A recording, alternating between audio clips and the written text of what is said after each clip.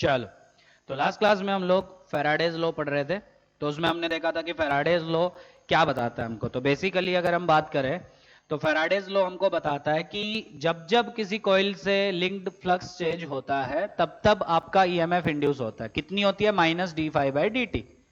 ठीक है, माइनस हमको जनरली ज्यादा मतलब रहता नहीं है, क्योंकि माइनस साइन आपको सिर्फ बताता है कि डायरेक्शन जो है इंड्यूस करंट की वो ऐसी आएगी ताकि वो अपोज करे जिस चेंज की वजह से वो आई है। ठीक है, फिर हमने उसके कुछ क्वेश्चंस देखे थे अच्छे अच्छे, जिसमें फ्लक्स जो है वो टाइम के साथ कितना आएगा वो हमने देखा। उसको डिफरेंशिएट करके ईएमएफ आ गया था, उसको कैपिटल आर रेजिस्टेंस से डिवाइड करके करंट आ गया था। ठीक है, तो वो सब हमने देखा था। तो आज उसके कुछ क्वेश्चंस करते हैं। ठीक है, लास्ट लेक्चर में भी बहुत क्वेश्चंस किए थे, आज उसके कुछ पास्ट ईयर करते हैं जो आ चुके हैं। क्वेश्चंस इसके अच्छे होते हैं नो डाउट, पर आसान होते हैं, ये भी एक बात ध्यान से समझना। बस आपको चीजें समझ में आनी चाहिए कि फील्ड और एरिया वेक्टर में कितना एंगल है, तब जाके आप फ्लक्स निकालेंगे। फिर उसको डिफरेंशिएट कैसे करना है, वहां से ईएमएफ आएगा, रेजिस्टेंस से डिवाइड करके करंट आएगा। कभी कभी चार्ज मांग लेता है तो करंट को डीक्यू बाई डी टी निकाल के ऐसा चार्ज आ जाएगा। अब वो आपके ऊपर है कि आप उसको कैसे सोचते हैं। समझ गए? अब ये तीन क्वेश्चंस है, अच्छे क्वेश्चंस है। पहला क्वेश्चन नीट में आया, दूसरा भी नीट में आया आपका, तीसरा आपका मेंस में आया। ठीक है, ऐसे और भी बहुत क्वेश्चंस है, जैसे जैसे चैप्टर और आगे बढ़ेगा और क्वेश्चंस करेंगे। ठीक है, अभी जो मुझे अच्छे लगे अभी तक के लिए वो मैंने लिखे हैं। तो पहला क्वेश्चन खुद पॉज करके ट्राई करना, समझना पहले थोड़ा सा। हाँ, और इसके लिए आपको फील्ड्स के रिजल्ट आने चाहिए। मैंने पहले भी बोला था, ईएमआई के क्वेश्चंस आप तभी कर पाओगे जब आपको पिछला चैप्टर अच्छे से आया है। ठीक है, जैसे पहला क्वेश्चन क्या है, ध्यान से देखो। A long solenoid of diameter 0.1 metre, ठीक है, हैज 2 इंटू 10 की पावर 4 टन पर मीटर। मतलब स्मॉल एन मुझे डायरेक्ट दिया हुआ है, क्योंकि स्मॉल एन होता है number of turn per unit length. ठीक है, और लेंथ मीटर में होनी चाहिए एसआई में। ठीक है, ध्यान देना है। At the centre of solenoid a coil of 100 turn, coil के नंबर ऑफ टन दिए, and radius 0.01 metre is placed with its axis coinciding with solenoid axis. ठीक है sir. The current in solenoid reduces at a constant rate to 0 ampere from 4। तो starting में 4 था, लगातार आप linearly decrease किए और वो हो गया आपका 0। कितने टाइम में? 0.05 सेकेंड्स में। बोल रहा है कि ये जो कॉइल है, सर्कुलर कॉइल जो हमने रखा है, इसका अगर रेजिस्टेंस 10 पाई स्क्वायर ओम है तो टोटल चार्ज इतने टाइम में कितना फ्लो किया? कितने टाइम में? 0.05 सेकेंड्स में। ऑप्शन है 4। अब आपको एक चीज ध्यान से समझ में आनी चाहिए। पहली चीज तो चार्ज फ्लो क्यों करेगा? करंट इंड्यूस हुआ होगा। करंट क्यों इंड्यूस हुआ होगा? क्योंकि आप देखो फील्ड चेंज कर रहे हो। कैसे सर फील्ड कैसे चेंज कर रहे हैं हम? क्योंकि सोलेनॉइड के सेंटर में हमने कॉइल रखा है, तो उसके लिए जो फील्ड आएगी वो सोलेनॉइड की वजह से आएगी, बिल्कुल आएगी। अब सोलेनॉइड की वजह से फील्ड होती है mu naught small n i. Mu naught constant, small n number of turns per unit length, वो कांस्टेंट। आई क्या चेंज कर रहे हो? बिल्कुल। पहले 4 था फिर 0 हो गया। तो क्योंकि आई चेंज हो रहा है तो आपका क्या चेंज हो रहा है? फील्ड चेंज हो रहा है। और फील्ड चेंज हो रहा है तो फ्लक्स चेंज हो रहा है, जो उस कॉइल से लिंक्ड है। फ्लक्स चेंज हो रहा है तो आपका क्या चेंज हो रहा है? मतलब क्या इंड्यूस हो रहा है? ईएमएफ। वहां से करंट आएगा, करंट से चार्ज आ जाएगा। कर लोगे? पॉज करके ट्राई करो। नो डाउट अच्छा क्वेश्चन है, ऐसा नहीं मैं बोल रहा आसान क्वेश्चन, अच्छा क्वेश्चन है, पर फील आएगी आपको। अगर आप अच्छे से करोगे तो आंसर आएगा। ठीक है, बस फील आनी चाहिए कि क्या हुआ, कैसे हुआ, क्या क्या अरेंजमेंट्स है। हाँ, पहली चीज, अब आधे लोग इसमें इतना कंफ्यूज होंगे, वो फ्लक्स निकालने के लिए बी इंटू ए होता है। ठीक है, बस इसमें एन इंटू बी इंटू ए हो जाएगा, क्योंकि नंबर ऑफ टर्न्स भी आपके दिए है। समझ में आ रहा है? अभी तक तो हम एक ही लूप पढ़ते थे ना, अभी क्या है आपके पास कॉइल्स है जिसमें 100 टर्न्स है। तो फ्लक्स का पहली बात तो फॉर्मूला आपका चेंज कर लेना कि if the coil is having n turns तो फ्लक्स होता है एन इंटू बी इंटू ए। कल के लेक्चर की स्टार्टिंग, मतलब फर्स्ट लेक्चर की स्टार्टिंग में जो हमने किया था, क्या किया था कि flux, magnetic flux is given by B into A, पर उसमें एन से भी मल्टीप्लाई कर लेना अगर आपको नंबर ऑफ टर्न्स भी कभी दिए होंगे। ठीक है, ये तो ऑब्वियस सी बात है ना। नंबर ऑफ टर्न्स अगर आपको दिए हैं एन, तो flux will be N into B into A into cos theta. General result लिखते हैं कॉस थीटा भी आएगा, n B A cos theta, ये याद रखना हमेशा। अब आधो को क्या होगा, आधो को बी और ए में एंगल ही नहीं पता होगा। एंगल बी और ए में पता चलेगा तभी तो फ्लक्स निकालोगे ना। अब ध्यान से सुनना, सोलेनॉइड का एक्सिस, तो ये ऐसा सोलेनॉइड है, सिलेंडर है ना, ऐसा समझ पा रहे हो? सोलेनॉइड अच्छे से बताया था मैंने। ये सोलेनॉइड का एक्सिस है। तो कोइल का जो एक्सिस है वो सोलेनॉइड के एक्सिस के अलोंग है, देखो, with its axis coinciding with solenoid axis. तो अगर ये सोलेनॉइड एक्सिस है तो कोइल ऐसा रखा है आपने, ताकि उसका भी एक्सिस ऐसा हो। अरे होगा। तो कोइल के परपेंडिकुलर जो है वो क्या आएगा, एरिया। तो क्या ए और बी में एंगल 0 हो जाएगा? बिल्कुल, क्योंकि देखो एक कॉइल है, एरिया ऐसा आएगा। क्या बी भी ऐसा है? क्योंकि सोलिनॉइड की वजह से फील्ड किधर होती है, अलोंग द एक्सिस, याद है बताया था। तो बी भी इधर और कॉइल का एरिया वेक्टर भी उधर, दोनों में एंगल कितना, 0। तो flux will be N into B into A. अरे आया? चलो अब क्वेश्चन है कि टोटल चार्ज बताओ कि कितना आपका फ्लो किया इतने टाइम में। कर लोगे सॉल्व? चलो अब मैंने इसका एक शॉर्टकट आपको बताया, अगर आपको याद हो कि चार्ज आपको बुक्स में इसका सॉल्यूशन जो मिलेगा, ठीक है, पास्ट ईयर है 2018 का है शायद या 17 का नीट का, तो उठा के देखना उन्होंने क्या किया होगा, पहले डिफरेंशिएट किया होगा, फिर इंटीग्रेट किया होगा, फिर उन्होंने आंसर निकाला होगा। पर मैंने डायरेक्ट बताया आपको, क्या बताया डायरेक्ट, याद करने की कोशिश करो कि एवरेज ईएमएफ जो होती है that is delta phi by delta t. बिल्कुल, यहां से जो एवरेज करंट आता है आपका that is average EMF by resistance. बिल्कुल सर, और एवरेज करंट आपका कितना होता है, that is delta q divided by delta t. बिल्कुल सही। तो delta q by delta t कितना आ गया, ये सब मैं बता चुका हूं लास्ट लेक्चर में। एवरेज ईएमएफ कितनी होती है, delta phi by delta T, और आर नीचे है तो मैंने लिखवाया भी था। तो डेल्टा क्यू मतलब इस टाइम में जो चार्ज फ्लो किया that will be delta phi by R. बस आप डेल्टा फाई निकाल दो कैसे भी करके, उसको रेजिस्टेंस से डिवाइड कर दो, आपका आंसर आ जाएगा। तो डेल्टा फाई क्या है, delta phi change in flux. तो कितने टाइम पे चाहिए, 0.05 पे जो होगा माइनस जो 0 पे होगा आपका फ्लक्स। अरे होगा, समझ में आ रहा है? तो कहां पे करें, हाँ तो नोट कर लिया है, पॉज करके इसको नोट कर लेना, मैं यहीं पे ऊपर करवा रहा हूं, पर इसके लिए डेटा मुझे चाहिए होगा। स्मॉल एन की वैल्यू है 2 इंटू 10 की पावर 4, नंबर ऑफ टर्न्स है 100, रेडियस उसकी 10 की पावर -2, करंट इनिशियली था आपका 4, फाइनली था आपका 0, और ये 0.05 सेकेंड्स में, रेजिस्टेंस 10 पाई स्क्वायर। ठीक, देखो अब ध्यान से समझना, फील्ड और ए में एंगल 0 क्यों है वो समझ में आ गया, क्योंकि क्वेश्चन में मेंशन है कि सोलेनॉइड का जो एक्सिस है उसके साथ कॉइल का एक्सिस मैच कर रहा है आपका, मतलब कॉइल का एक्सिस कोइंसाइड कर रहा है। तो ऑब्वियसली सोलेनॉइड का एक्सिस अगर ऐसा है तो कॉइल का भी एक्सिस ऐसा है, तो कॉइल ऐसा रखा होगा आपका। तो एरिया किधर जाता है, परपेंडिकुलर, तो एरिया ऐसा जाएगा। क्या बी भी ऐसा होगा, क्योंकि सोलेनॉइड की वजह से फील्ड किधर होती है, अलोंग द एक्सिस, तो बी और ए में एंगल 0। अरे आया समझ? तो ये सब फील आना चाहिए आपको, वही मैंने बोला कि इमेजिनेशन आपको अच्छी होनी चाहिए, मैग्नेटिक फील्ड अगर आपको अच्छे से सीखना, और ईएमआई और इवन एसी भी अगर आपको अच्छे से समझना है तो ठीक है। चलो आए वापिस, चलो देखो, तो बेसिकली फ्लक्स कितना होगा आपका, that will be N into B into A, अभी अभी देखा हमने, ठीक है। तो इनिशियल फ्लक्स कितना होगा आपका, that will be N into initial field into area, और फाइनल फ्लक्स कितना होगा, n into final field into area. Sir ऐसा क्यों कर रहे हो, क्योंकि मैं डायरेक्ट यूज करने वाला हूं, इस टाइम में जो चार्ज फ्लो करेगा that will be change in flux delta phi divided by R. मैंने शॉर्टकट बताया है, अब बहुत बुक में आपको सॉल्यूशन में मिलेगा, उसने पहले डिफरेंशिएट करके ईएमएफ निकाला होगा, फिर इंटीग्रेट मार के वो सब किया होगा, क्या जरूरत है उसकी, ठीक है। अब देखो इनिशियल फील्ड कितनी होगी, किसकी वजह से फील्ड होगी, सोलेनॉइड की वजह से, that will be mu naught N I. बिल्कुल सही। सो कितनी होगी, म्यू नॉट 4 पाई इंटू 10 की power -7 into n number of turns 2 into 10 की पावर 4। थोड़ा पेशेंस रखना, आंसर आएगा। आई इनिशियल करंट, इनिशियली 4 था, ध्यान देना 4, सो this will B 4 into 2 8, 8 into 4 32 pi into 10 की पावर -3। ठीक है सर, समझ में आया। अब आगे देखते हैं, आगे बढ़ते हैं थोड़ा सा, फाइनल फील्ड देखते हैं कितनी होगी। So final field will be mu naught into n number of turns per unit length into i. Final current आपका 0 हो गया, क्वेश्चन में दिया हुआ है 4 से 0 हो गया, तो फाइनल फील्ड 0। अगर फाइनल फील्ड 0 तो फाइनल फ्लक्स भी कितना होगा आपका, 0। देखो ना आया। अब इनिशियल फील्ड आ गई, क्या उसकी हेल्प से इनिशियल फ्लक्स आ जाएगा, बिल्कुल, कितना, n B A, n number of turns of the coil, वो कितना दिया था आपको 100 इंटू बी, किसकी वजह से बी आएगी, सोलेनॉइड की वजह से, 32 पाई इंटू 10 की पावर -3 इंटू एरिया, किसका एरिया आपका आएगा, कॉइल का, कॉइल का एरिया, रेडियस दी हुई थी, कहां गई रेडियस, कॉइल की रेडियस थी, हाँ 10 की पावर -2, तो एरिया कितना, pi into r square, that will be 10 की power -4। So initial flux will be 32 pi square into -7, और ये तो that will be -5। So this is the initial flux, and final flux कितना आ गया, 0। बस आ गया चार्ज आपका।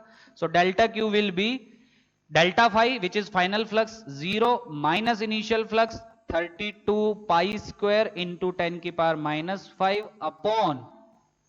अपॉन क्या रेजिस्टेंस, यार रेजिस्टेंस है तो रेजिस्टेंस कितना आपका 10 पाई स्क्वायर, अरे है तो कितना आ गया, पाई स्क्वायर से पाई स्क्वायर मर गया, सो दैट विल बी -32 इंटू 10⁻⁻6 और -6 किस में चला जाएगा, माइक्रो में, सो -32 माइक्रो कूलम, तो ऑप्शन बी। अब माइनस क्यों आया, क्योंकि मैंने फॉर्मूले में यहां पे भी एक माइनस होता है फैराडे में, तो माइनस माइनस प्लस हो जाएगा, उससे फर्क नहीं पड़ता आपको, ठीक है कर लोगे। तो क्या मुश्किल है, मुश्किल नहीं है, बस चीजें आपको समझनी है और रिजल्ट्स आपको याद होने चाहिए। अब मान लो किसी को सोलेनोइड की वजह से फील्ड ही नहीं पता, तो वो कैसे कर सकता है क्वेश्चन, ठीक है। तो स्टेप बाय स्टेप चलो, सब कुछ होगा, कुछ मुश्किल नहीं है, बस हाँ एक नया फॉर्मूला मैंने बताया, पर मुझे लगता है आपको खुद से भी समझ में आना चाहिए कि अगर नंबर ऑफ टन्स भी दिए हैं तो फ्लक्स आपका इनटू एन करना ही पड़ेगा हमको। अभी तक मैंने बी डॉट ए बताया था, पर n into B dot A आपका एग्जैक्ट फॉर्मूला है, क्योंकि अभी तक नंबर ऑफ टन्स का यूज नहीं हुआ था, ठीक है। तो ये फॉर्मूला लिख लेना, वहां पे पहले लेक्चर में जब हमने मैग्नेटिक फ्लक्स लिखा था तो वहां पे लिख लेना, जहां phi is equal to B A cos theta आपने लिखा था, उसी के जस्ट नीचे if the coil is having n turns then flux will be N into B into A into cos theta, theta angle between B vector and A vector, वो आपको field से देखना है कि एंगल कितना बनेगा, कर लोगे। तो अच्छा क्वेश्चन था नो डाउट, तो जिसका हो गया है उसको बहुत बहुत शुभकामनाएं, बहुत बधाई, ठीक है, मतलब वो सीख रहा अच्छे से। क्वेश्चन नंबर 2 कंसेप्चुअल क्वेश्चन है, बहुत अच्छा क्वेश्चन है, आपको अगर सब कुछ अच्छे से आपने सीखा है तभी आप ये क्वेश्चन कर पाओगे। तो क्वेश्चन 2 क्या बोल रहा है, ध्यान से सुनो, कि हमारे पास जो मैग्नेटिक फील्ड है वो रिस्ट्रिक्टेड है within a region of radius small r, दिख रहा है सबको, बस इतने ही रीजन में मैग्नेटिक फील्ड है, और वो टाइम के साथ चेंज हो रही है at a rate dB vector by dt, ये क्वेश्चन में गिवन है, ठीक। एक लूप, दो लूप है हमारे पास, loop 1 loop 2, loop 1 of radius capital R which is greater than small R, मतलब लूप 1 का रेडियस कैपिटल आर है जो स्मॉल आर से बड़ा है, मतलब इसके अंदर ये मैग्नेटिक फील्ड पूरी आ जाएगी, ऑब्वियस सी बात है, ठीक है। Encloses the region small r, दिख रहा है सबको, and loop 2 of radius capital R, उसकी भी रेडियस कैपिटल आर है, is outside the region of magnetic field, magnetic field के बाहर है वो, ठीक है। मैग्नेटिक फील्ड सिर्फ इतने रीजन में है और ये लूप मैग्नेटिक फील्ड के बाहर है। तो क्वेश्चन है ईएमएफ इंड्यूस निकालो दोनों लूप में, ऑप्शंस है आपके कि फर्स्ट में इतना होगा, सेकंड में इतना, तो चारों में से कौन सा सही है।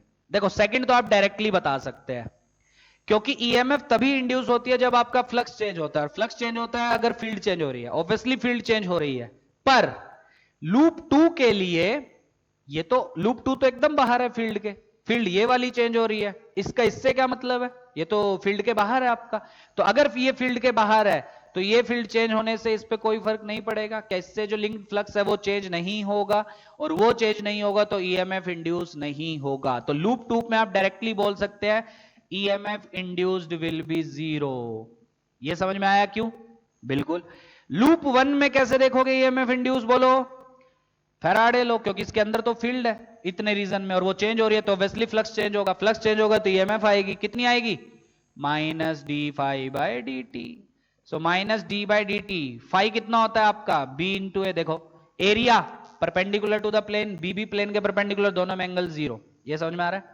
सो माइनस बोलो ये डीबी बाई डी टी अलग चला जाएगा, इनटू एरिया अलग आ जाएगा, एरिया कौन सा लेना ध्यान देना, अब आधे लोग इसमें गलती करेंगे, वो एरिया पूरे लूप का ले लेंगे पाई कैपिटल आर स्क्वायर, शायद वो भी ऑप्शन है, हाँ ये सी गलत है, वो मैंने कल भी लिखवाया, मतलब फर्स्ट लेक्चर में भी लिखवाया था कि जो ए होता है फॉर्मूला में that is the area of the loop which is in the field, ठीक है। तो फील्ड तो बेचारी इतने ही रीजन में है ना, तो उसमें पूरा एरिया कैसे ले लोगे, तो कौन सा एरिया आएगा आपका, सिर्फ इतना एरिया जो लूप का होगा, that will be pi small r square, so this A will be pi small r square, so EMF induced will be minus d B vector by d t into pi small r square loop 1 में, और loop 2 में कितना होगा 0, क्योंकि उसका तो इससे कोई लेना देना नहीं है, वो तो फील्ड के बाहर है आपका, ठीक है। तो answer will be D, minus d B by D t pi r square and 0 in 2 में कोई ईएमएफ इंड्यूस, तो अच्छा क्वेश्चन है कंसेप्चुअली, ठीक है, ध्यान से समझना।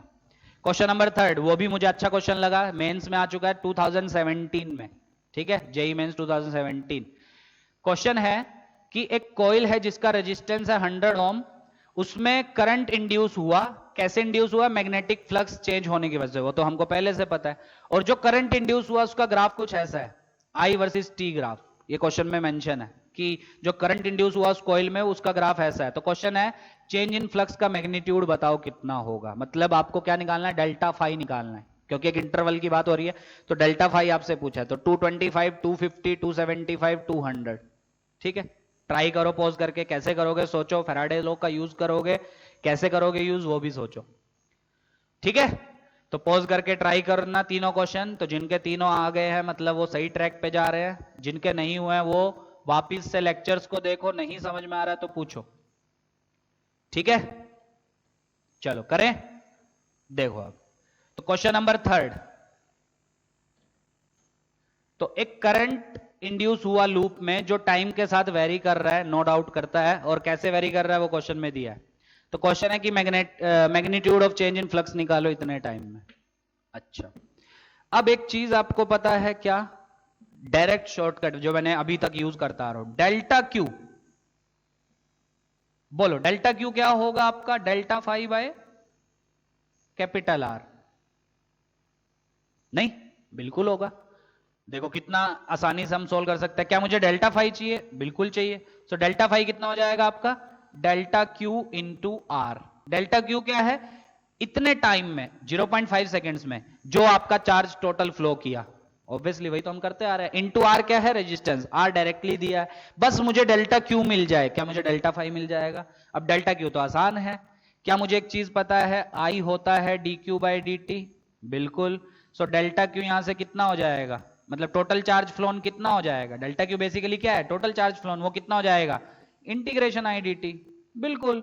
और आई डी टी का इंटीग्रेशन मतलब आई टी ग्राफ के अंडर एरिया, आई टी ग्राफ के अंडर एरिया। तो बोले एरिया कितना, half of base 0.5 into height that is 10, so this will be 2.5। तो टोटल चार्ज कितना आ गया आपका 2.5, क्योंकि total charge integration I D T, area under I T graph आ गया। अब टोटल चार्ज मिल गया तो चेंज इन फ्लक्स मिल गया, so change in flux will be charge 2.5 into resistance 100, so that will be 250 weber, option B. क्या मुश्किल है इसमें, बस चीजें समझो, कुछ मुश्किल नहीं है, बस जब तक आप चीजें नहीं समझोगे तब तक नहीं हो पाएगा। ठीक है, तो कैसे यूज करना है, क्या यूज करना है वो सब सीखो, अपने से सब आंसर आ जाएंगे। ठीक है, कर लोगे, अरे बोलो, आगे बढ़े, चलो देखो अब ध्यान से। अब एक दो क्वेश्चन और करते हैं फैराडेज लॉ पे, फिर उसके बाद आगे बढ़ते हैं ताकि आपको और अच्छे से और चीजें समझ में आए। आज जो हम पढ़ेंगे वो one of the most important topic है इस चैप्टर का, मोशनल ईएमएफ। बहुत क्वेश्चन पूछता है उसके ऊपर, बहुत क्वेश्चन, मोशनल ईएमएफ। ठीक है, नोट कर लिया यहां तक। चलो अब एक क्वेश्चन और करते हैं, वो अच्छा क्वेश्चन है, ध्यान से समझना, बहुत ध्यान से। सपोज ये मेरे पास मैग्नेटिक फील्ड है,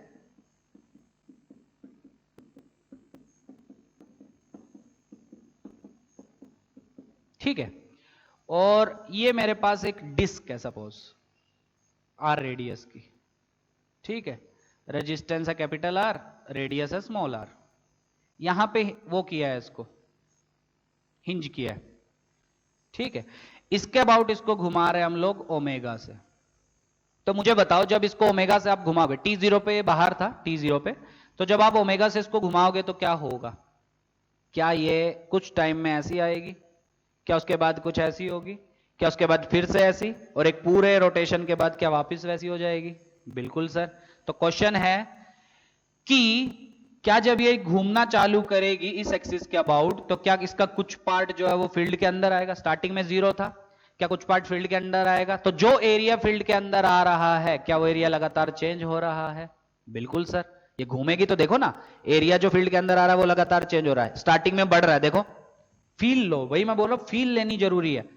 ये ऐसा था, अब इसके बाद जब घूमेगा तो क्या स्टार्टिंग में ऐसा होगा, ऐसा हो, कुछ एंगल बनाएगा, फिर ऐसा होगा, फिर ऐसा, फिर ऐसा हो जाएगा, बिल्कुल सर। तो क्या यहां से लेके यहां होने तक, आधे चक्कर तक, क्या उसका जो एरिया है वो आपका कॉन्टिन्यूअसली इंक्रीज करेगा, कौन सा एरिया, जो एरिया उसका फील्ड में है, बिल्कुल सर। उसके बाद क्या, उसके बाद कुछ ऐसा होगा आपका, ऐसा, मेरा हाथ चला जाए, मैं लेफ्ट से करता हूं, उसके बाद जो है वो ऐसा होने के बाद फिर ऐसा होगा, क्या फिर से एरिया डिक्रीज होता जा रहा है, बिल्कुल, और फिर ऐसा हो जाएगा आपका। तो मतलब क्या हो रहा है, कुछ टाइम तक उसका एरिया कंटिन्यूअसली जो फील्ड में है वो बढ़ रहा है, और उसके कुछ टाइम के बाद वो एरिया क्या हो रहा है आपका, कम हो रहा है। मतलब फ्लक्स पहले इंक्रीज हो रहा है, बाद में फ्लक्स आपका डिक्रीज हो रहा है। तो करंट क्या उल्टी डायरेक्शन में दौड़ेंगे दोनों इंस्टेंट में, मतलब दोनों इंटरवल्स में। मतलब यहां से लेके यहां तक होने तक करंट कुछ और दौड़ेगा डायरेक्शन में, और यहां से लेके यहां तक कुछ और, क्योंकि इंड्यूस करंट की डायरेक्शन लेंज लॉ से बताओगे ना। तो लेंज लॉ क्या बोलते हैं, जिसकी वजह से वो आया है उसका अपोज करेगा वो। तो पहले किसकी वजह से आ रहा है, ये एरिया जो है फील्ड के अंदर उसको उसके इंक्रीज होने की वजह से, और बाद में इंड्यूस करंट किसकी वजह से आ रहा है, वो सेम एरिया जो फील्ड के अंदर है वो डिक्रीज होने की वजह से। तो ऑब्वियसली दोनों इंटरवल्स में जो करंट आएगा वो ऑपोजिट डायरेक्शन में आएगा। अरे आएगा, ये वैसे ही समझ सकते हो ना, जो आपका स्क्वायर लूप था वो अंदर जा रहा था v स्पीड से, बस इसमें घूम रहा है। तो जब वो v से अंदर जा रहा था तो करंट आपका कैसा आ रहा था, अंदर का फ्लक्स आपका इंक्रीज हो रहा था, उसका अपोज कर रहा था, तो करंट एंटी क्लॉकवाइज आया था। इसमें भी वैसे ही फंडा आएगा। तो जब ये ऐसा जा रहा है तो एरिया बढ़ रहा है, एरिया बढ़ रहा है तो फ्लक्स बढ़ रहा है, तो करंट ऐसा आएगा ताकि उसका अपोज करे। फिर उसके बाद जब ऐसा हो गया फिर ऐसा जा रहा है, तब एरिया वापस डिक्रीज हो रहा है तो उसका अपोज करेगा, तब करंट उल्टी डायरेक्शन में दौड़ेगा। तो वही पूछा as a function of time, या ऐसा भी पूछ सकता है कि ग्राफ बना। अच्छा क्वेश्चन है, खुद से ट्राई करो। फाइंड मतलब draw the graph between I and T, time के साथ करंट आपका कैसे वेरी करेगा, कर लोगे। चलो अब देखो, जिनका मतलब जो ट्राई कर सकते हैं वो ट्राई करो, जिनका नहीं होगा वो ध्यान से देखो। तो कुछ टी टाइम के बाद ये कैसा हो जाएगा बताओ मुझे, कुछ टी टाइम के बाद ये कुछ ऐसा हो जाएगा।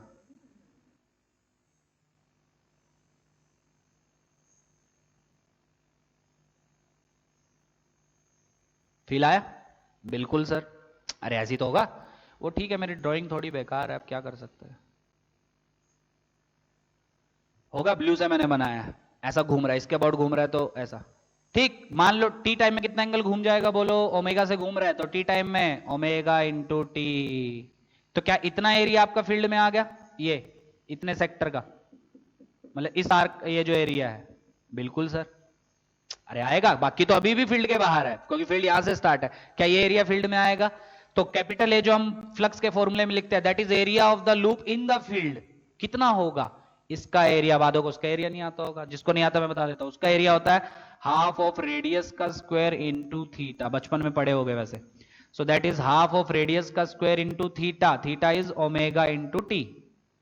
तो फ्लक्स कितना आ जाएगा बोलो, so flux will be B into A, area फिर से प्लेन के परपेंडिकुलर, बी भी प्लेन के परपेंडिकुलर, दोनों में angle zero, so flux will be B into A. So B B लिया हुआ है कांस्टेंट, एरिया टाइम के साथ half r square omega t. मैं इसको मोशनल ईएमएफ से भी प्रूव करूंगा, तब और फील आएगा कि हाँ फैराडे लॉ के साथ साथ उससे भी हम उसको कर सकते थे। तो देखो अब आगे यहां तक समझ में आ गया।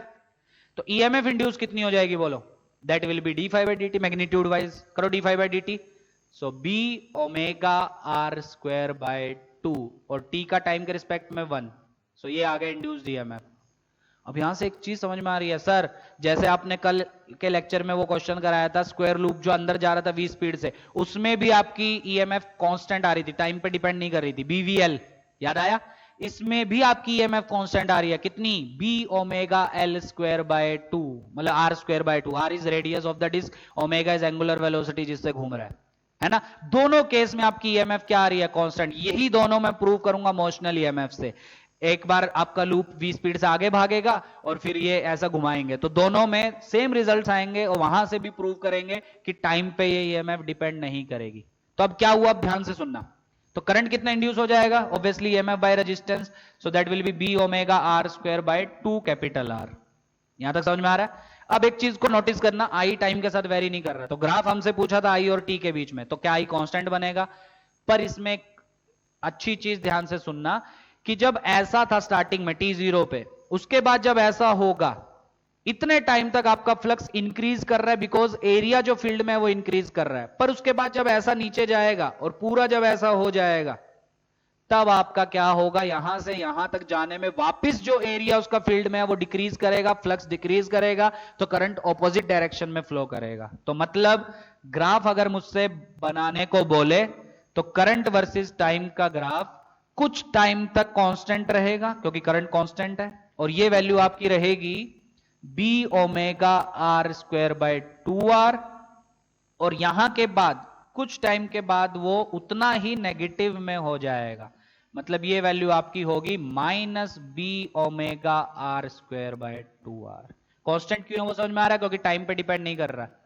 तो ये प्लस माइनस क्यों आया, क्योंकि यहां से लेके यहां तक आपका जो वो करंट था वो अगर एंटी क्लॉकवाइज है तो यहां से यहां तक उल्टी डायरेक्शन में आपका होगा। क्यों, क्योंकि स्टार्टिंग में t0 से उतने टाइम तक आपका फ्लक्स इंक्रीज कर रहा था, तब उसका अपोज करेगा, और वहां से लेके वापिस यहां तक होने तक फ्लक्स आपका डिक्रीज कर रहा था, तब उसका अपोज करेगा। तो दोनों सेंस में करंट, मतलब दोनों केसेस में करंट ऑपोजिट सेंस में आएगा। समझ में आया? अब ये टाइम निकाल सकते हो क्या? बिल्कुल सर, उसमें क्या है, यहां से लेके यहां तक कितना घूमा आपका, बोलो कितना घूमा? अरे टाइम निकाल लोगे, ओमेगा से घूम रहा है तो theta is equal to omega t, कितना एंगल सबटेंड करेगा बोलो? 180 डिग्री। यहां से लेके यहां तक ऐसा 180 डिग्री करेगा कि 90 डिग्री करेगा? यहां से यहां तक, फिर यहां से वापस ऐसा, मतलब ए पॉइंट जो था, ये बी पॉइंट था ना आपका, तो आधा मतलब ये कुछ ऐसा हो जाएगा, आधा मतलब ये ऐसा, ये ऐसा, हाँ तो ये ऐसा हो जाएगा। ये आधा मतलब बी इधर, ए इधर, ठीक है। फिर उसके बाद क्या होगा,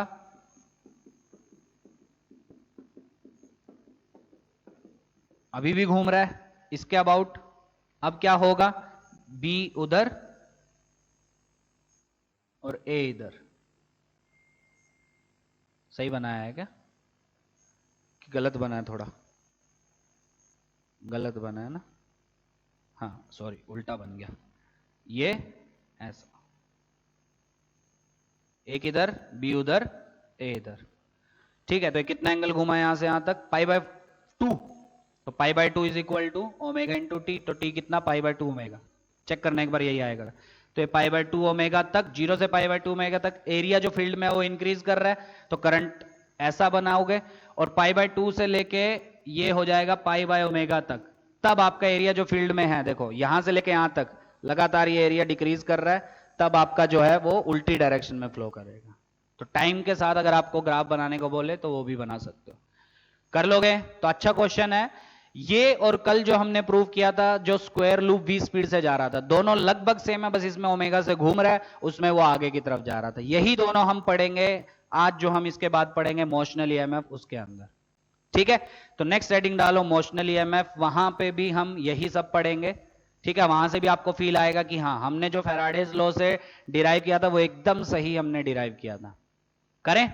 तो नेक्स्ट हेडिंग डालो वेरी इंपॉर्टेंट मोशनल ईएमएफ। तो अभी तक चैप्टर में क्या हुआ है, तीन चीजें हुई हैं, मैग्नेटिक फ्लक्स क्या होता है वो हमने समझा, लेंज लॉ क्या बोलता है वो हमने समझा, और तीसरा फैराडेज लॉ क्या होता है वो हमने समझा। नेक्स्ट फोर्थ मोशनल ईएमएफ, ध्यान से समझना, fourth one is your motional EMF.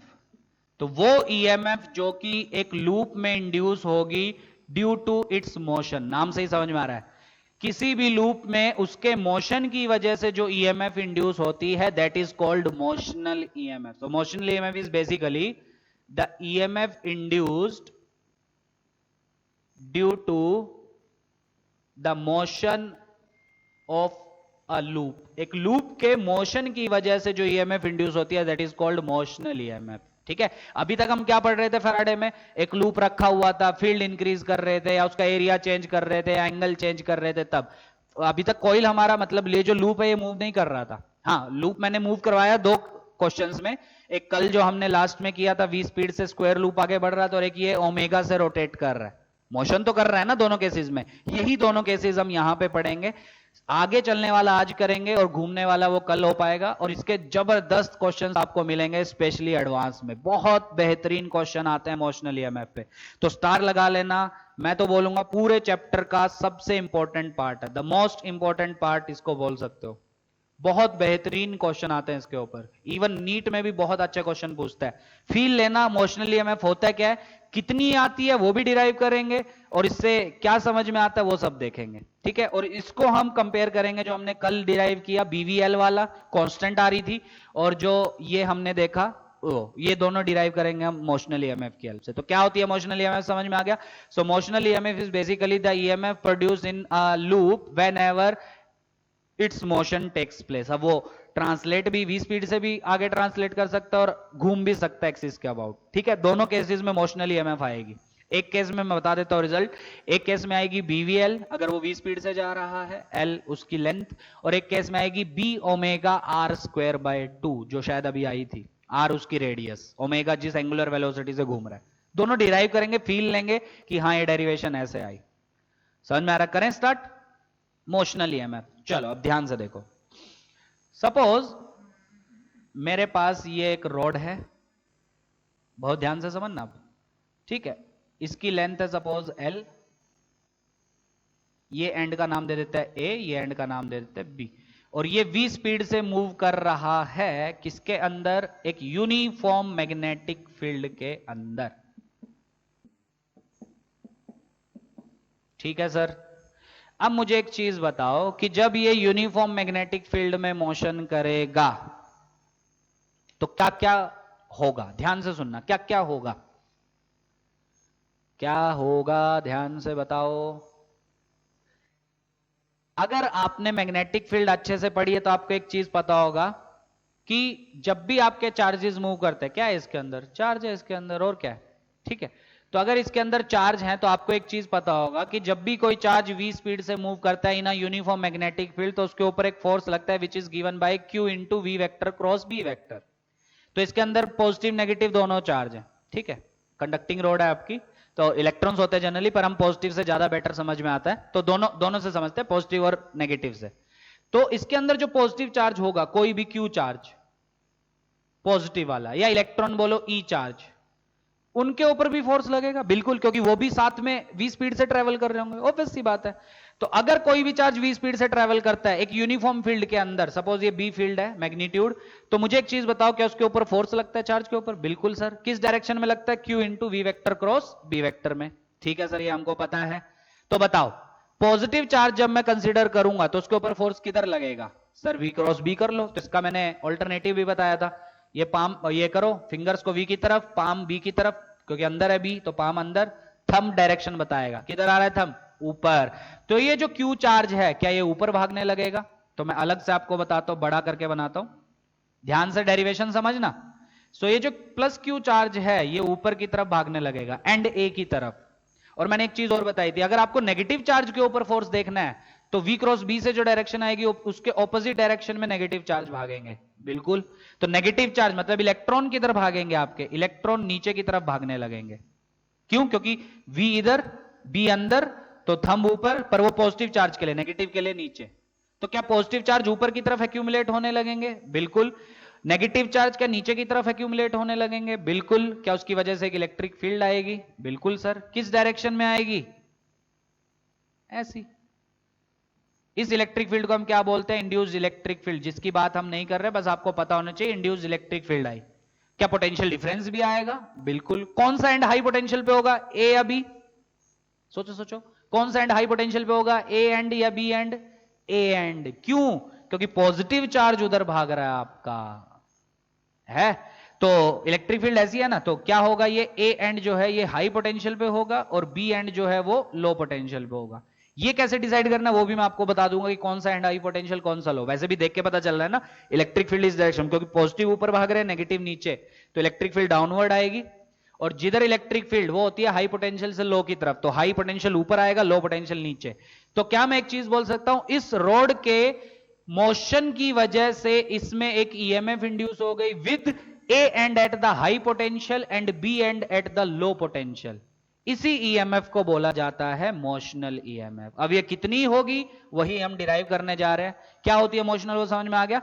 अगर ये रोड v स्पीड से किसी मैग्नेटिक फील्ड में मूव कर रही है तो हमने एक चीज ऑब्जर्व की कि इसके अंदर जो चार्जेस है वो एक्यूमुलेट होने लगते हैं। पॉजिटिव चार्ज एक एंड पे, नेगेटिव चार्ज दूसरे एंड पे। पॉजिटिव चार्ज किधर? जो v क्रॉस b से डायरेक्शन आएगी। नेगेटिव चार्ज किधर?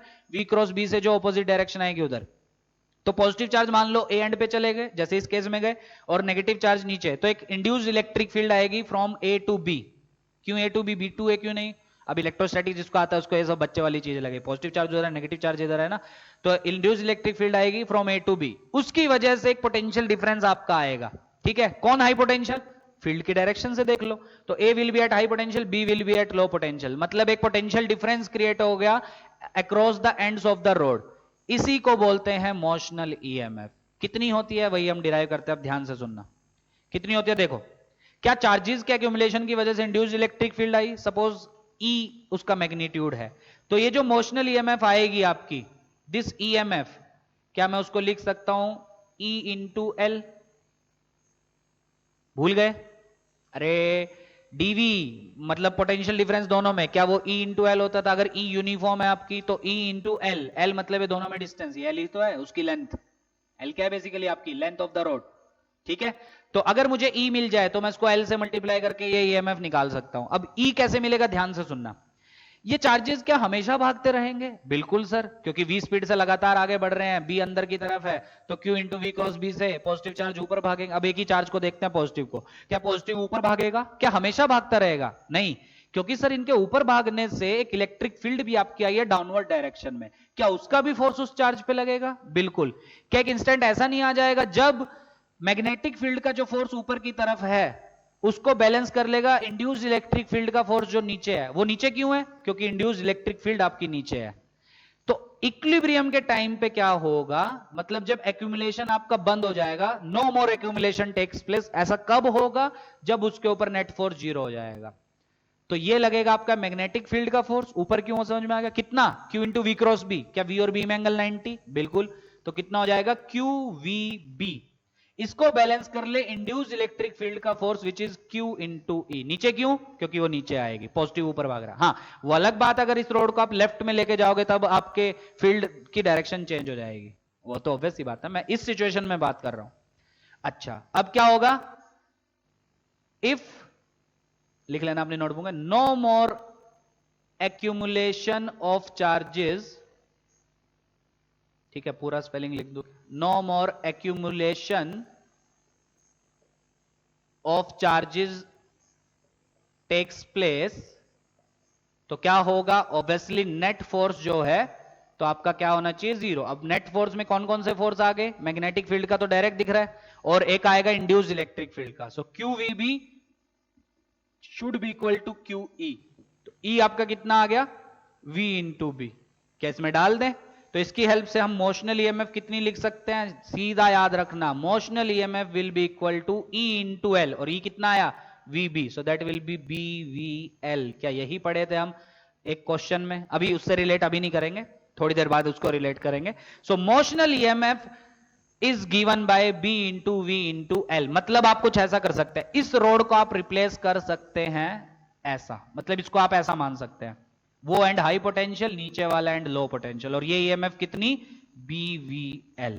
अब ये ऊपर वाला हाई क्यों हुआ, नीचे वाला लो क्यों हुआ, वो समझ में आया? पॉजिटिव चार्ज जिधर भागेंगे, रूल सुनना, अब ये डिसाइड करना बहुत इंपॉर्टेंट है, क्योंकि आप इसको किससे रिप्लेस करेंगे? एक बैटरी से, इस पूरी रोड को, क्वेश्चन न्यूमेरिकल सॉल्विंग के लिए। तो इसको जब आप एक बैटरी से रिप्लेस करेंगे जिसकी ईएमएफ कितनी होगी? B into V into L, तो क्या उसका एक पॉजिटिव टर्मिनल एक नेगेटिव भी होगा? पॉजिटिव किधर लेना है?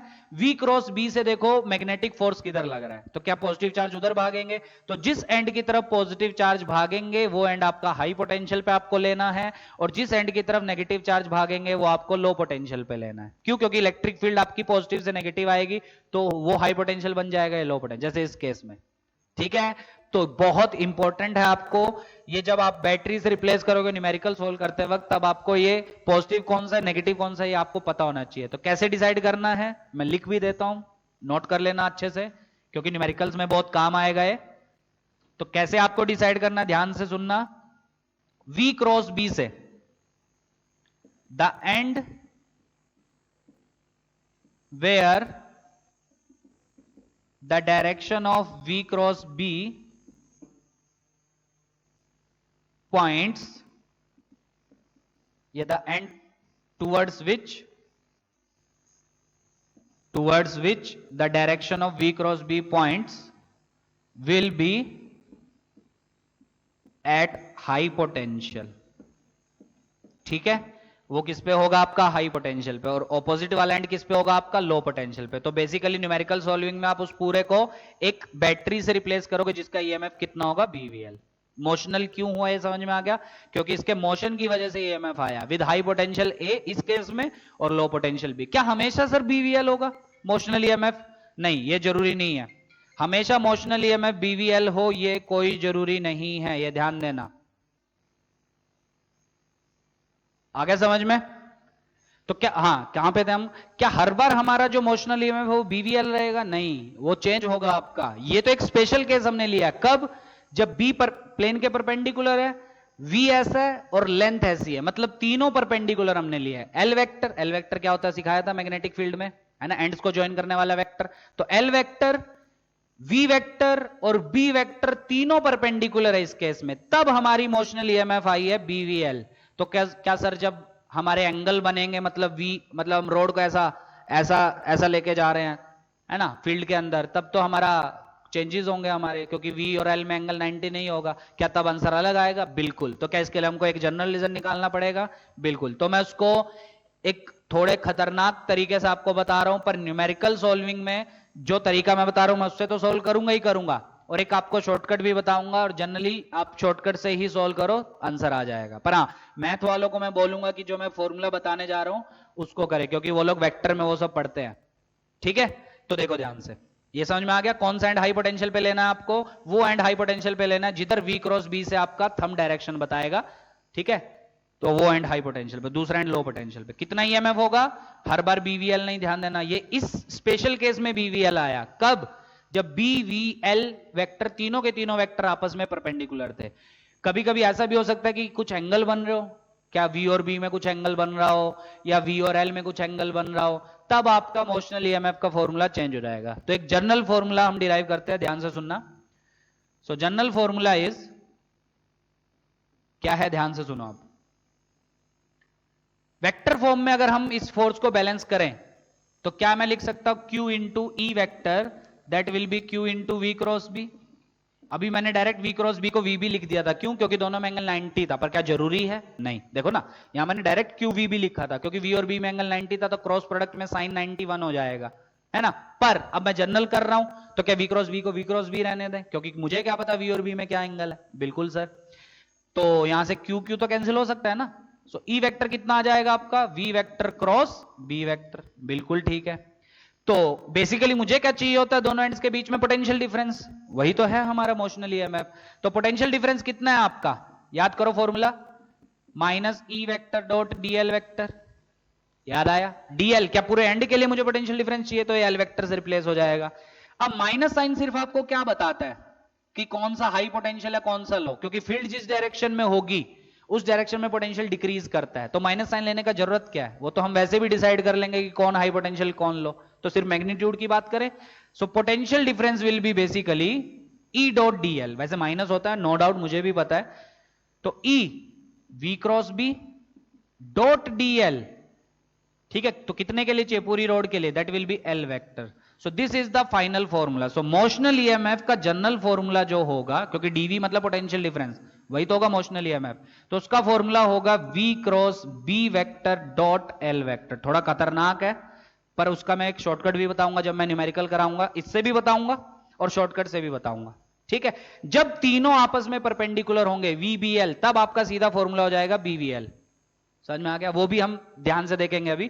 पर एक्चुअल जो फॉर्मूला है, जो जनरल फॉर्मूला है, that is motional EMF is V cross B dot L vector, where V vector is velocity vector, B is magnetic field. दोनों का क्रॉस लो पहले, उससे एक नया वेक्टर बनेगा। ध्यान से सुनना सब लोग, मैथ वाले, नीट वाले, सब लोग, क्योंकि इतना तो मैंने फिजिक्स में भी पढ़ाया है। वी क्रॉस बी क्या एक नया वेक्टर देगा, उसकी डायरेक्शन किधर होगी? वी के बी परपेंडिकुलर बी के बी। तो वी क्रॉस बी की डायरेक्शन आप पता कर लोगे, सीख चुके हैं ना पिछले चैप्टर में। उस वेक्टर का एल वेक्टर के साथ क्या लेना है आपको? Dot product. और वो कितना होगा? उस वेक्टर का मैग्नीट्यूड, किस वेक्टर का? जो वी क्रॉस बी वाला नया वेक्टर आएगा, एल का मैग्नीट्यूड इनटू cos थीटा, क्योंकि डॉट प्रोडक्ट हो रहा है, और थीटा किसके बीच में एंगल? वो जो वेक्टर आएगा वी क्रॉस बी वाला और एल वेक्टर के बीच में एंगल। जैसे इसमें अप्लाई करते हैं इसको। ठीक है, ये तो सबसे सिंपलेस्ट केस है, करें इसमें अप्लाई। वी क्रॉस बी निकालते हैं पहले, ध्यान से देखो, ध्यान से देखना। देखो, क्या वी ऐसा था मेरा? बिल्कुल। क्या बी अंदर था मेरा? ठीक है, तो वी क्रॉस बी करो, क्रॉस प्रोडक्ट आता है, वी बी थंब ऊपर, तो वी क्रॉस बी मतलब ये। So this is your V cross B. इसका क्या लेना है आपको? डॉट प्रोडक्ट लेना है एल वेक्टर के साथ। क्या एल वेक्टर ऐसा ही है आपका? बिल्कुल, एल वेक्टर मतलब एंड्स को ज्वाइन करने वाला वेक्टर ये। तो एल भी इधर, वी क्रॉस बी भी इधर, दोनों में एंगल कितना 0 डिग्री।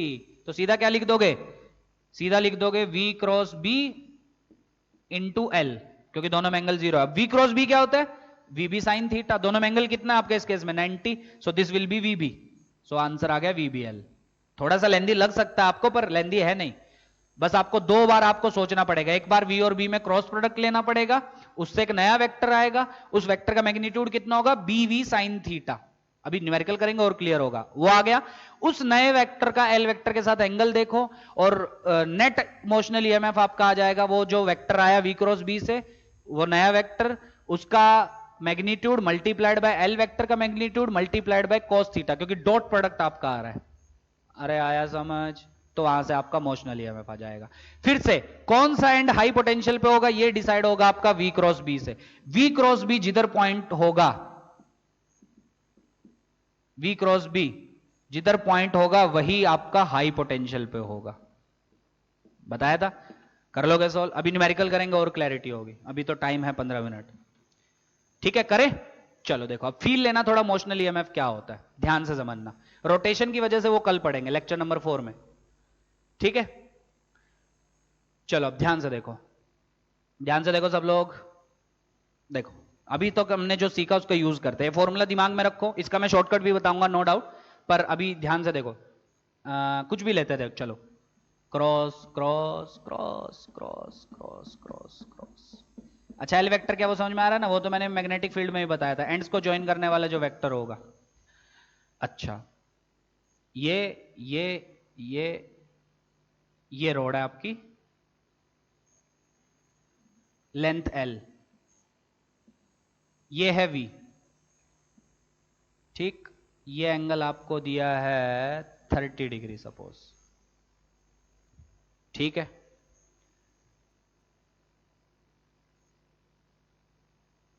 अब बताओ मोशनल ईएमएफ कितनी होगी मैग्नीट्यूड वाइज, और कौन सा and high potential, A and या बी एंड, ठीक है। मतलब इसको जब रिप्लेस करोगे आप एक बैटरी से, उसकी ईएमएफ कितनी होगी, सोच कर बताओ। देखो अब वी बी एल आपस में परपेंडिकुलर हैं क्या, चलो इसको ऐसा नहीं लेते हैं, ये तो अजीब ही हो गया, ये ऐसा, हाँ ऐसा लेते हैं, ये ज्यादा अच्छा है, अब समझ में आ रहा है। हाँ देखो अब वी बी एल परपेंडिकुलर नहीं है, हाँ बी प्लेन के परपेंडिकुलर है तो एल तो बी के परपेंडिकुलर है बिल्कुल, वी भी बी के परपेंडिकुलर, पर वी और एल आपस में परपेंडिकुलर नहीं है। एल ऐसा वी ऐसा, दोनों में एंगल 30 डिग्री। तो अब कैसे करें सर, इससे भी मैं बताऊंगा जो जनरल फॉर्मूला है, और एक शॉर्टकट भी आपको बताऊंगा, ठीक है। अब सुनना बहुत ध्यान से, सुनना सुनना सुनना सब लोग। देखो पहले इससे मैं बताता हूं, पहले आप करो V cross B, step by step समझो। पहले आप करो वी क्रॉस बी, करो वी क्रॉस बी। क्या वी ऐसा है, अरे है, बी किधर है आपका, बी अंदर है, तो किधर आएगा आपका, ऊपर, वी क्रॉस बी। अरे आया, तो एक नया वेक्टर आ गया हमारा वी क्रॉस बी, ऊपर। ऊपर मतलब बी के भी परपेंडिकुलर और वी के भी परपेंडिकुलर, वो तो क्रॉस प्रोडक्ट की खासियत होती है। तो क्या वो ऐसा आ गया, बिल्कुल सर। तो ये आ गया आपका वी क्रॉस बी। कितना वैल्यू, मैग्नीट्यूड निकालते हैं इसका, तो इसका मैग्नीट्यूड हो जाएगा वी क्रॉस बी का magnitude, that will be V B sine theta. क्या बी प्लेन के परपेंडिकुलर, क्या वी प्लेन में, दोनों में एंगल 90, साइन 91, तो मैग्नीट्यूड आ गया इसका 1। ये समझ में आ गया। तो v क्रॉस बी से जो वेक्टर आया वो ऐसा आया, जिसका मैग्नीट्यूड है v इंटू बी। हर बार v इंटू बी नहीं होगा, कभी कभी v और b में एंगल भी होगा, उसका भी क्वेश्चन मैं कराऊंगा ताकि आपको और क्लैरिटी हो। अभी एंगल कितना है v और b में, 90। स्टेप बाय स्टेप समझो, सब होगा, ठीक है। अब इस वेक्टर का, ये जो नया वेक्टर आया v क्रॉस बी, इसका डॉट प्रोडक्ट लेना है l वेक्टर के साथ। तो ये आया नया वेक्टर, क्या ये है आपका l वेक्टर, दोनों में एंगल बता दो कितना होगा, फिर तो लगे हाथ। ये क्या दोनों में एंगल होगा 60, क्योंकि एल वेक्टर तो यही होगा ना, दोनों में एंगल कितना 60। क्यों 60, क्योंकि ये वर्टिकल है तो टोटल ये 90, क्योंकि वी के परपेंडिकुलर जाएगा। ये एंगल कितना गया 30, तो एंगल कितना 60। तो फाइनल मोशनल ईएमएफ, ध्यान से देखो मैं क्या लिख रहा हूं, मोशनल ईएमएफ का मैग्नीट्यूड दैट विल बी इस वेक्टर का मैग्नीट्यूड, क्योंकि एक नया वेक्टर हो गया, उसका डॉट प्रोडक्ट इसके साथ, और दो वेक्टर्स का डॉट प्रोडक्ट क्या होता है, ए बी कॉस थीटा। ए इस वेक्टर का मैग्नीट्यूड, बी एल वेक्टर का मैग्नीट्यूड, कॉस थीटा दोनों के बीच में एंगल। तो इस वेक्टर का मैग्नीट्यूड, जिसको मैं ए वेक्टर बोल रहा हूं, कितना होगा बोलो, v इंटू बी। कैसे निकाला, v क्रॉस बी है उसकी वैल्यू, और दोनों में एंगल 90 है, तो v इंटू बी। अरे आया, इंटू एल वेक्टर का मैग्नीट्यूड, वो तो एल ही है आपका, इंटू डॉट प्रोडक्ट हो रहा है दोनों का, cos theta. Theta is angle between L and B, तो एल और ये वाला वेक्टर, अरे है, एल एंड बी नहीं, मतलब एल और ये वाला वेक्टर, तो ये वाला वेक्टर इधर, एल वेक्टर इधर, दोनों में एंगल 60, तो cos 60 कितना, हाँ, तो final answer is B V L by 2। थोड़ा सा मुश्किल मुझे लगता है, लग सकता है, पर मुझे लगता है लग सकता है, पर है नहीं ये मुश्किल, ऐसा समझ सकते हो, ठीक है। समझो, प्रैक्टिस करो, मतलब क्या बोल रहा है मैं फिर से रिपीट कर रहा हूं, ये एक जनरल फॉर्मूला आपका, हर बार बीवीएलआई ये जरूरी नहीं है, वो एक स्पेशल केस में आता है जब तीनों के तीनों आपस में परपेंडिकुलर होते हैं, तब आपका बीवीएल आता है। वो क्यों आता है वो भी मैंने यहां पे सिखाया था अभी। अरे आया समझ, कोई डाउट, पक्का। अच्छा, अब आधे लोग बोलेंगे सर कौन सा एंड हाई पोटेंशियल पे होगा, चलो मोशनली हमें बीवीएल बाय 2 आया, ये समझ में आया, कौन सा एंड हाई पोटेंशियल पे होगा सर ये तो बता दो। वी क्रॉस बी किधर आएगा, वी क्रॉस बी से हमेशा डिसाइड करना है, क्या वी क्रॉस बी इस साइड आया, ए एंड की तरफ, अगर डाउनवर्ड आता मतलब बी की तरफ, ए एंड की तरफ आया तो ए हाई पोटेंशियल पे होगा, मतलब इसको जब आप न्यूमेरिकल में रिप्लेस करोगे तो आप कुछ ऐसा रिप्लेस करोगे, ये ए एंड वाला हाई पोटेंशियल पे, बी एंड वाला लो पोटेंशियल पे, और इसकी ईएमएफ होगी बी वी एल बाय 2। ठीक है, किन न्यूमेरिकल्स में ऐसा करेंगे वो अभी कल देखेंगे। अच्छा हाँ, एक सवाल है मेरा, करंट दौड़ेगा कि नहीं दौड़ेगा इस रोड में, ईएमएफ तो आई, करंट दौड़ेगा कि नहीं, नहीं दौड़ेगा। करंट को दौड़ने के लिए लूप चाहिए, लूप का है उसके पास, ये तो एक रोड है आपकी, तो करंट नहीं आएगा इस केस में। हाँ, जब हम न्यूमेरिकल्स कल करेंगे उसमें लूप कंप्लीट कर देंगे हम, तब करंट दौड़ेगा, नो डाउट। ठीक है, मतलब ऐसा बना देंगे लूप, यहां कुछ रेजिस्टेंस लगा देंगे, क्वेश्चन करेंगे कल, अभी के लिए मैं बता देता हूं, यहां कुछ रेजिस्टेंस लगा देंगे, ये ऐसा, अब तो दौड़ेगा ना भाई करंट, ये ईएमएफ भी पता है, ये रेजिस्टेंस भी पता है, करंट आ जाएगा आपका। पर ईएमएफ कितनी होगी वो पता होना चाहिए, वो न्यूमेरिकल सॉल्व करने के लिए। तो कितनी होगी समझ में आ गया, हमेशा बीवीएल नहीं होगी, पर हाँ 80-90% केसेस में बीवीएल ही होगी, क्योंकि बी और वी और एल तीनों परपेंडिकुलर जनरली देता है वो। ठीक है, पर अगर एंगल पे दे दे तब आपको कैसे करना है वो समझ में आना चाहिए। ठीक, अब बहुत लोग बेसब्री से इंतजार कर रहे होंगे कि इतना बड़ा कौन करेगा, वी क्रॉस बी से एक नया वेक्टर निकालो, उस वेक्टर का मैग्नीट्यूड भी निकालो, फिर उस वेक्टर का एल वेक्टर के साथ डॉट प्रोडक्ट भी करो, तब जाके मुझे आंसर आता है। तो कुछ लोग इंतजार कर रहे होंगे शॉर्टकट का, पर मेरा मानना है कि अगर ये समझ में आ रहा है तो इसी से करो, कुछ मुश्किल थोड़ी है। आया, एल वेक्टर क्या है फिर से बताने की जरूरत ना पड़े, L vector is the vector joining the ends. अब कभी कभी इसमें वो क्वेश्चन भी आ सकता है जो मैंने बताया था, क्या,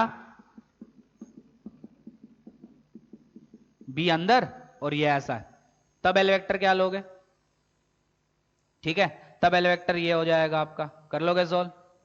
ठीक है, ऐसे क्वेश्चन जब आएंगे तब करेंगे, पर एल वेक्टर है क्या वो समझ में आ रहा है, वेक्टर ज्वाइनिंग द एंड्स। ठीक, चलो इस पे बाद में आएंगे वापस। अब इसी क्वेश्चन को शॉर्टकट से कैसे करना, जो मैं आपको बताया था कि शॉर्टकट इसका मैं बताऊंगा, तो ध्यान से सुनना, अगर आपको अच्छा लगे तो उससे करो, पर मैं तो बोल रहा हूं जनरल मेथड से करो, मुश्किल थोड़ी है।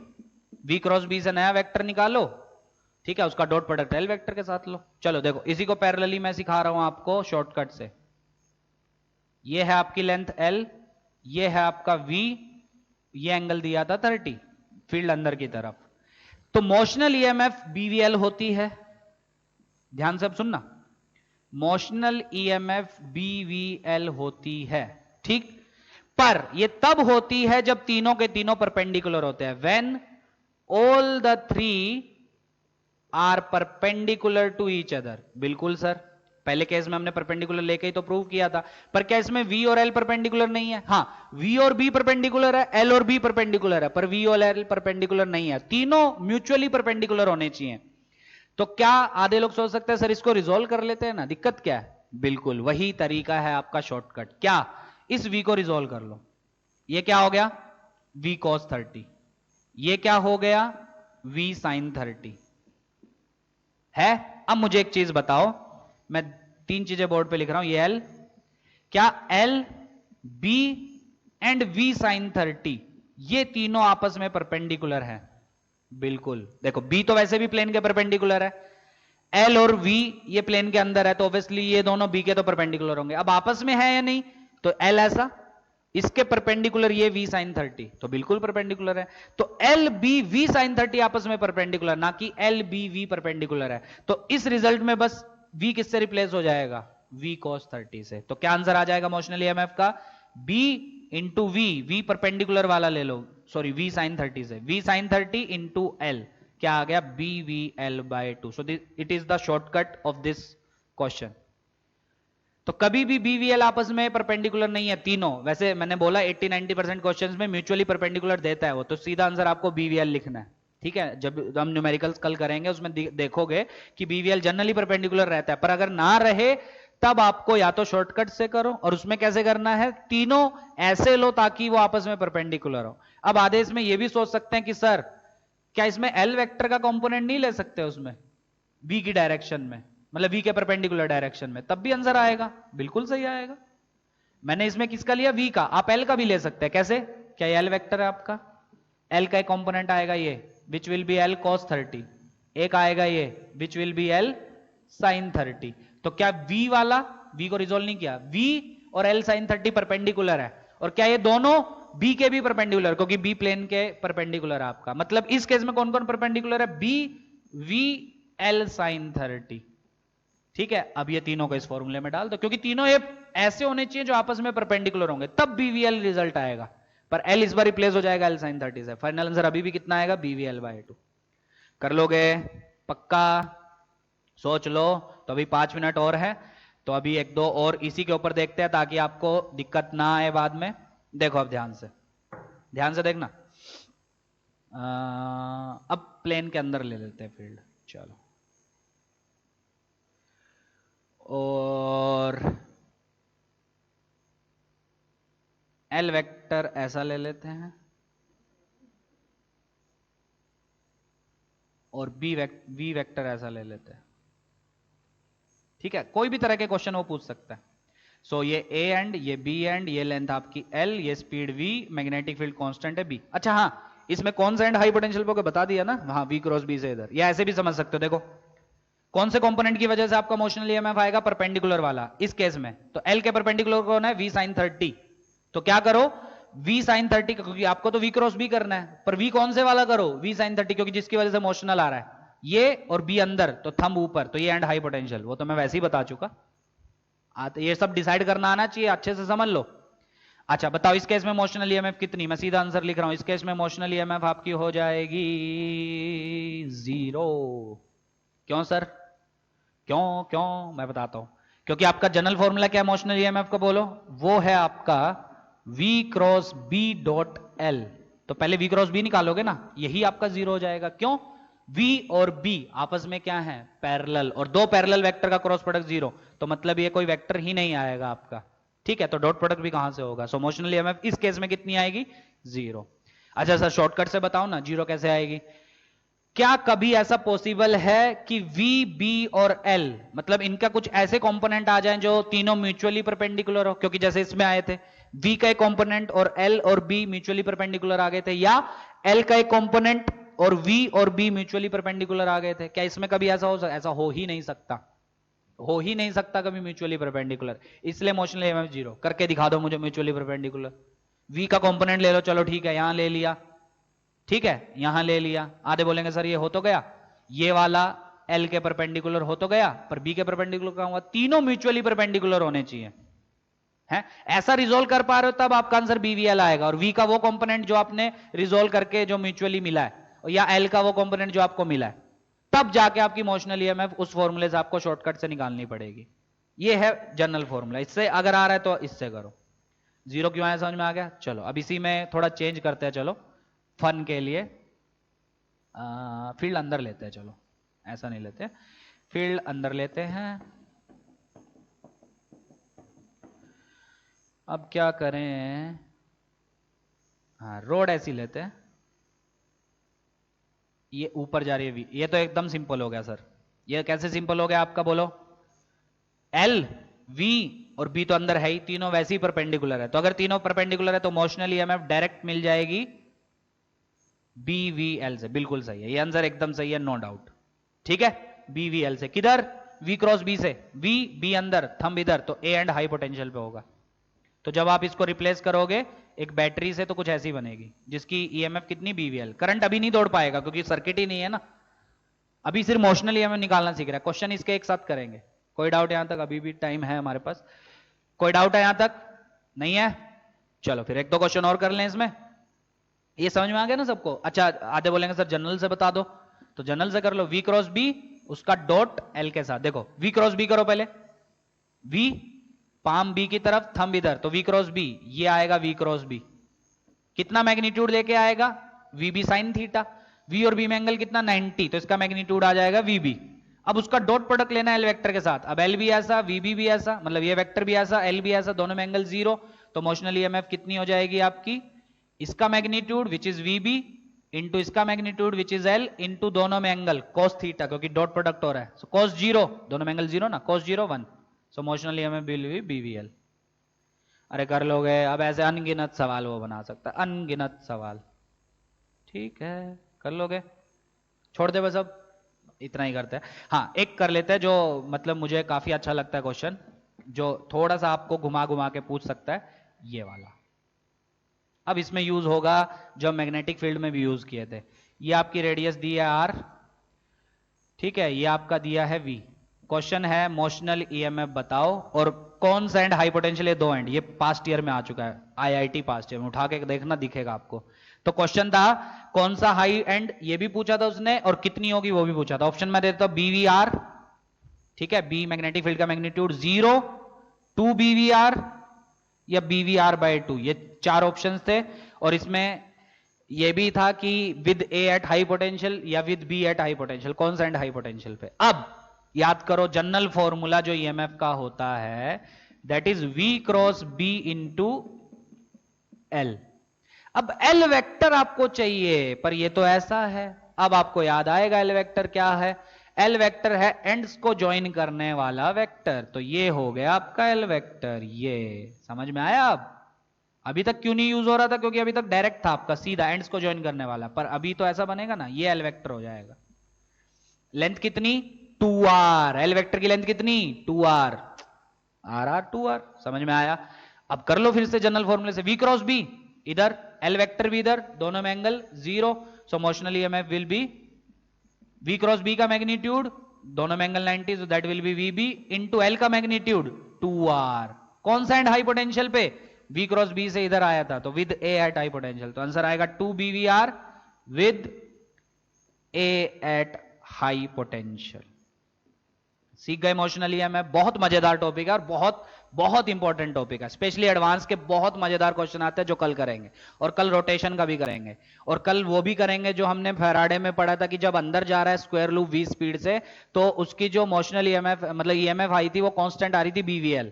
क्या वो मोशनल ही होगी, पढ़ चुके वो तो अब। और जब पूरा अंदर चला जाएगा एक बार, तब उसके अंदर जो वो होगी आपकी EMF इंड्यूस, वो 0 होगी, क्योंकि फ्लक्स चेंज नहीं हो रहा है। वो इससे भी प्रूव करेंगे ताकि आपको और बेटर समझ में आए कि हाँ इस मेथड से भी वो आ रहा है। फिर घूमने वाला करेंगे, और फिर कुछ बहुत बहुत अच्छी अच्छी प्रॉब्लम्स करेंगे। ठीक है, तो यहां तक अच्छे से पढ़ो, कोई भी डाउट है तो उसको पूछो।